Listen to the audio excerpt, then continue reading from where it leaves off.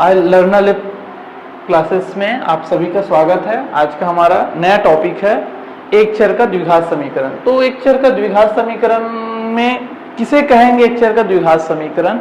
तो ऐसे समीकरण जिसमें एक चर हो और उसका अधिकतम घात 2 हो, ऐसे समीकरण को हम एक चर का द्विघात समीकरण कहेंगे जिसका मानक रूप है। एक चर के द्विघात समीकरण का मानक रूप है जिससे हम माप सकते हैं कि अगला जो समीकरण है वो है कि नहीं मानक रूप में। तो वो ये है ए एक्स के square plus b x plus equal to 0, जो कि ऑब्जेक्टिव क्वेश्चन में भी आता है निम्न में से वर्ग समीकरण का मानक रूप है। तो ये है a x square plus b x plus equal to 0। इसी इक्वेशन से हम अन्य इक्वेशनों को आंकेंगे कि ये मानक रूप के हिसाब से वर्ग समीकरण है कि नहीं। जो एक चर के द्विघात समीकरण है इसी को ही हम वर्ग समीकरण कहते हैं। जो द्विघात समीकरण है इसी को ही हम बोलते हैं वर्ग समीकरण। अब हम देखते हैं कि जो क्वेश्चन है 4-5 जो हम आपके प्रश्नावली से लिए हैं और हम अपने नंबर नहीं दिए हैं, ये रेंडमली आपकी बुक का जो नंबर है वो नंबर डाले हुए हैं।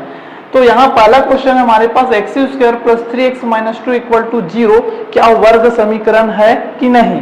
तो हम देखेंगे ये वर्ग समीकरण है कि नहीं। वर्ग समीकरण है कि नहीं चेक करने के लिए हमारे पास मानक रूप है a x square b x plus equal to 0। तो यहाँ से देखेंगे घात 2 वाला है, घात 1 है, यहाँ घात 0 वाले हैं। तो ये मानक रूप है, यानी कि x का जो वो है पावर है वो पूर्ण संख्या होना चाहिए। स्टार्टिंग में हम परिभाषा में भी देखे थे। तो ये है, ये वाले देखेंगे x square plus 1/x equal to 1। तो इसको सॉल्व करके देखते हैं। तो ये हो जाएगा एक्स स्क्वायर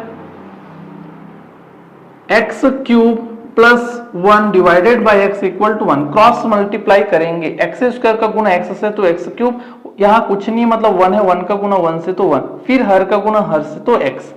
ये हो जाएगा x cube plus 1 is equal to x.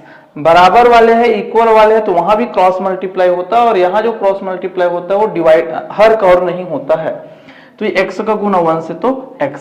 अब यहाँ हम देखेंगे x के घात 3 plus 1 minus x equal to 0। ये एक समीकरण है लेकिन ये बहुपद नहीं है, वर्ग समीकरण नहीं, क्योंकि इसका अधिकतम घात कितना आ गया है 3 आ गया। होना क्या चाहिए 2। अगला क्वेश्चन है अपने पास एग्जांपल के रूप में x square minus 3 under root x plus 2 equal to 0। तो ये पावर टू 2 है, ठीक है। आगे चेक करते हैं, हमारे पास 1 और 0 में होना चाहिए। तो वो ये क्या हो गया x under root x. Under root का मीनिंग होता है 1/2। इस अंडर रूट का मीनिंग होता है 1/2।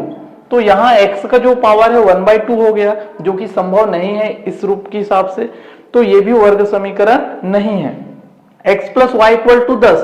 तो यहाँ तो घात 1 है, हमें चाहिए 2 घात वाले, तो ये भी हमारे पास वर्ग समीकरण नहीं है। इस प्रकार से हम देख सकते हैं। एक चीज और बताना चाहूं, कुछ क्वेश्चन ऐसा भी हो सकता है a x square is equal to 0। तो ये भी वर्ग समीकरण है, हमें घात 2 वाला मिलना चाहिए, बाकी मिले या नहीं मिले। नहीं मिलता है तो हम उसको 0 के साथ इंट्रोड्यूस कर सकते हैं, 0 into x plus 0 equal to 0, ऐसा हम लिख सकते हैं। अधिकतम पावर 2 वाला होना अनिवार्य है, नहीं होगा तो वर्ग समीकरण नहीं होगा। हम समझते हैं कि आप सभी को ये समझ आया होगा। नहीं आया तो आप कमेंट कीजिए, हम दोबारा वीडियो बनाएंगे। धन्यवाद।